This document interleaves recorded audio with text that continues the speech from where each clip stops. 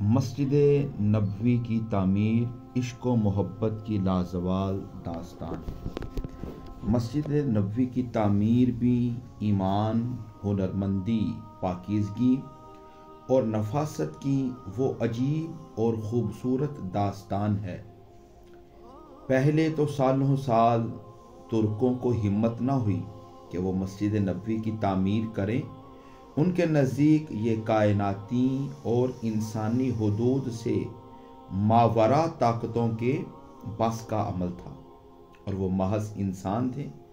لیکن جب انسان کی محبت سچی ہو تو وہ اپنے آپ سے، اپنی ہمت سے باہر قدم رکھتا ہے۔ سو اپنی محبت کی سچائی کے سہارے انہوں نے یہ کام شروع کرنے کا ارادہ کیا۔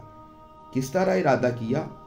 دوستو سنیں، غور کریں کہ نبی اکرم صلی اللہ تعالی علیہ وآلہ وسلم کے ساتھ محبت، عقیدت کس عروج پہ پہنچی ہوئی ہے۔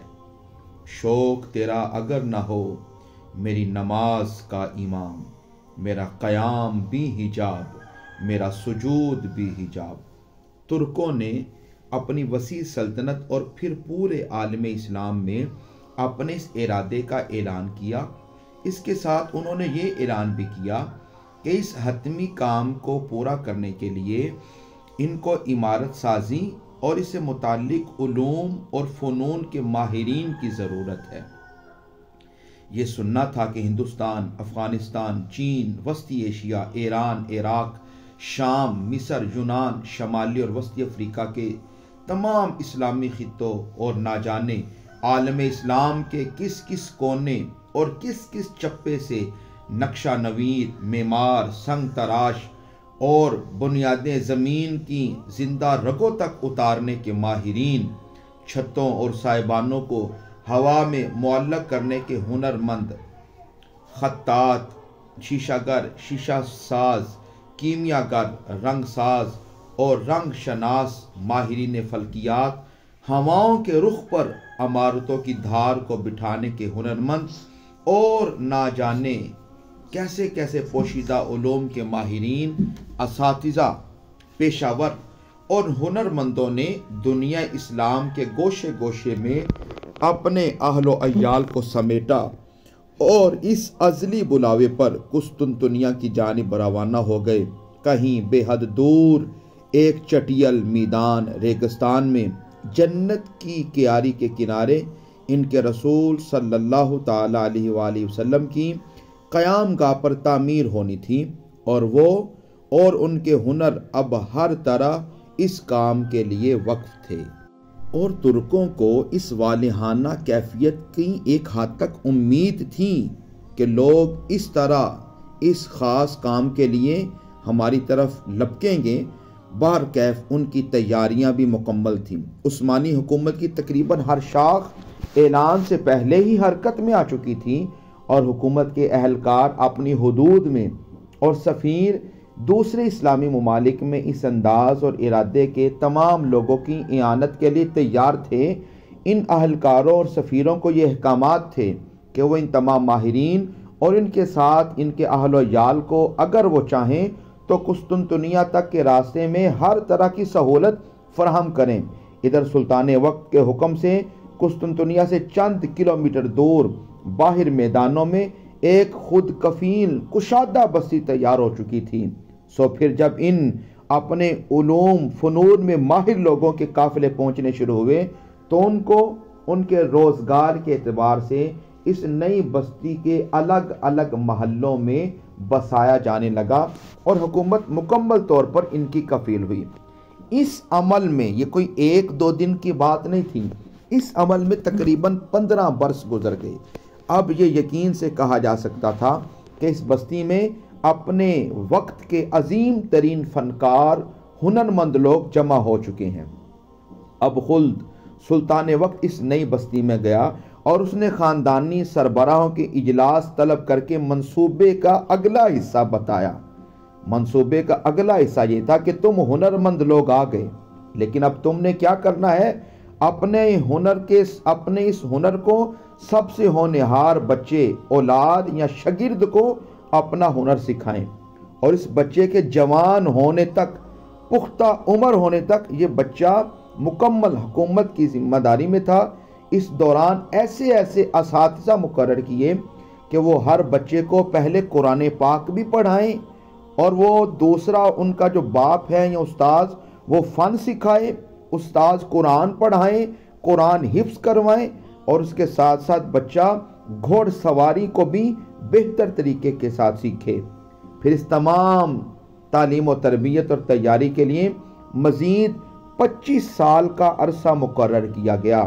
اس منصوبے پر ہر ایک نے لبیک کہا، اور صبر، محنت، محبت اور حیرت کا یہ بالکل انوکھا عمل شروع ہوا۔ چنانچہ 25 سال مزید گزر گئے اور ان انوکھے ہنرمندوں کی ایک نئی اور خالص نسل تیار ہو گئی۔ یہ 30 سے 40 سال کی عمر کے مخصوص اور نیک نوجوانوں کی ایسی جماعت تھی جن کو پتا تھا کہ محض ہم اپنے آبائی اور خاندانی فنون میں یکتا اور الگ تھے، بلکہ اس جماعت کا ہر فرد حافظ قرآن تھا، متقی تھا، اچھا گھوڑ سوار تھا۔ بچپن کے لمحے اول سے ان کو علم تھا کہ وہ چنے ہوئے لوگ ہیں جن کو ایک روز کہیں بے حد دور ایک چٹیل ریگستان میں جنت کی قیاری کے کنارے پر اپنے رسول صلی اللہ تعالی علیہ وآلہ وسلم کی قیام گاہ کے گرد ایک ایسی کائناتی عمارت تعمیر کرنی ہے کہ جو آسمان کی جانب اس زمین کا واحد نشان ہو۔ سبحان اللہ۔ ترکوں کے اعلان اول سے لے کر اب تک کوئی 30 سال سے زیادہ کا عرصہ ہو چکا تھا، اور مسجد نبوی کے معمار جن کو تیار کیا گیا، جن کو حافظ بنایا گیا، جن کو ماہر فنون بنایا گیا، جب وہ 500 کے قریب جب ان کی تیاری نوجوان معمار تیار ہو گئے، تو یہ ایک 500 کی جماعت جنہوں نے تعمیر کرنی تھی، مگر دوسری طرف ایک طرف تو ہنرمندوں کی یہ جماعت تیار ہو رہی تھی، اور دوسری طرف ترک حکومت کے اہلکار عمارت کے واسطے ساز و سامان اکٹھا کرنے میں ایک خاص طریقے سے مصروف تھے۔ حکومت کے شعبہ کان کنی کے ماہرین نے خالص اور عمدہ رگ و ریشے کے پتھر کی بالکل نئی کانیں دریافت کی کہ جن سے صرف ایک بار پتھر حاصل کر کے ان کو ہمیشہ کے لیے بند کر دیا گیا، اور ان کانوں کی جائے وقوع کو اس حد تک سیغہ راز میں رکھا کہ آج تک کسی کو علم نہیں کہ مسجد نبوی میں استعمال ہونے والا پتھر کہاں سے آیا۔ بالکل نئے اور ان چھوئے جنگل دریافت کیے گئے، ان کو کاٹ کر ان کی لکڑی کو 20 سال تک حجاز کی آب و ہوا میں آسمان تلے موسمایا گیا۔ رنگ سازوں نے عالم اسلام میں اگنے والے درختوں اور خاکی و آبی پودوں سے طرح طرح کے رنگ حاصل کیے۔ شیشہ گروں نے شیشہ بنانے کے لیے حجاز ہی میں ریت استعمال کی۔ شیشہ گروں نے شیشہ گری کے لیے حجاز ہی کی ریت استعمال کی، اور پچکاری کے قلم ایران سے بن کر آئے، جبکہ خطاطی کے لیے نیزے دریائے جمنا اور دریائے نیل کے پانیوں کے کنارے سے اگائے گئے۔ غرض یہ کہ جب تک ان ہنرمندوں کی جماعت تیار ہوئی، انہی کے بزرگوں نے خاص طور پر تیار کردہ ٹولیوں نے عمارتی سامان بھی فراہم کر لیا۔ یہ سارا عمارتی سامان بما ہنرمندوں کی جماعت کے نہایت احتیاط سے پہلے خشکی، پھر سمندر اور پھر خشکی کے راستے حجاز کی سرزمین تک پہنچا دیا گیا، جہاں مدینے سے کئی کلومیٹر دور ایک نئی بستی اور اس تمام سامان کو رکھنے اور ہنرمندوں کی تعمیر کے دوران رہنے سہنے کے لیے پہلے ہی تیار ہو چکی تھی۔ سوال یہ پیدا ہوتا ہے، اگر تعمیر مدینے میں ہونی تھی تو پھر ساز و سامان مدینے سے باہر کیوں رکھا؟ آخر یہ دور جگہ کو کیوں منتخب کیا گیا؟ اس کی وجہ ترک یہ بتاتے ہیں کہ آخرکار ایک بہت بڑی عمارت تعمیر ہونی تھی جس کے واسطے مختلف جسامت کے ہزاروں پتھر کاٹے جانے تھے، بڑے بڑے مچان ٹھوک ٹھاک کر تیار ہونے تھے۔ اس کے علاوہ بھی بہت سے ایسی ضروری عمارتیں عمل ہونے تھے کہ جن میں شور کا بے حد امکان تھا، جبکہ وہ چاہتے تھے کہ عمارت کی تعمیر کے دوران مدینہ منورہ میں ذرہ برابر بھی کوئی شور نہ ہو۔ کیونکہ باب جبریل کے پہلو میں ذرا دھیرے سے فخر کہتے ہوئے جبریل کو یوں پایا گیا، اپنی پلکوں سے در یار پہ دستک دینا، اونچی آواز ہوئی تو عمر کا سرمایا گیا۔ اور جس فضا نے ہمارے رسول صلی اللہ تعالی علیہ وآلہ وسلم کی آنکھیں دیکھیں اور آواز سنی ہو، تو وہ اپنی حیا اور سکون اور وقار قائم رکھے۔ سو ہر ایسا کام جس میں ذرہ برابر بھی شور کا امکان تھا، مدینہ طیبہ سے کچھ کلومیٹر کے فاصلے پر یہ ایک جگہ تیار کی گئی۔ پھر ہر چیز کو ضرورت کے مطابق مدینے لے آیا گیا۔ ایک ایک پتھر پہلے کاٹا جاتا، پھر مدینہ شریف لا کر نصب کیا جاتا۔ کبھی ایسا بھی ہوا کہ چنائی کے دوران کسی پتھر کی کٹائی ذرا زیادہ ثابت ہوئی، یا کوئی مچان یا جنگلہ چھوٹا یا بڑا پڑا، تو اس کو جلدی میں ٹھوک بجا کر وہیں رسول اللہ کے سرہانے ٹھیک نہیں کیا، بلکہ وہ دوبارہ واپس اس جگہ پر آئے جو کچھ کلومیٹر کے فاصلے پر تھی، ادھر درست کیا، پھر مدینے لا کر اس کو نصب کیا گیا۔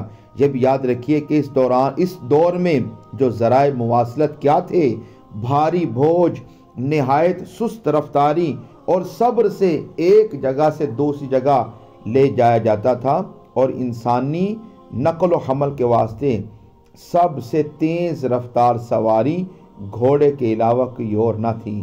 سو جب سارا عمارتی سامان اپنی خام شکل میں مدینہ کے مضافات والی بستی میں پہنچ گیا، 500 کے قریب ہنرمندوں کی جماعت نے بھی اسی بستی میں آ کر سکونت اختیار کر لی، تو سب کچھ اس جماعت کے سپرد کیا گیا کہ اپنے فنون کے استعمال اور اپنے تخلیقی عمل میں یہ فنکار اور ہنرمند بالکل آزاد تھے۔ صرف 2 احکامات ان کو دیے گئے۔ اول یہ کہ تعمیر کے پہلے لمحے سے لے کر آخری لمحے تک اس جماعت کا ہر ہنرمند اپنے کام کے دوران باوضو رہے گا، اور دوسرا یہ کام ہے کہ تلاوت قرآن جاری رکھے۔ سو اس طرح تقریباً 500 باوضو حفاظ ہنرمندوں کی یہ جماعت نے 15 برس تک مسجد نبوی کی تعمیر میں اپنے آپ کو وقف کر دیا۔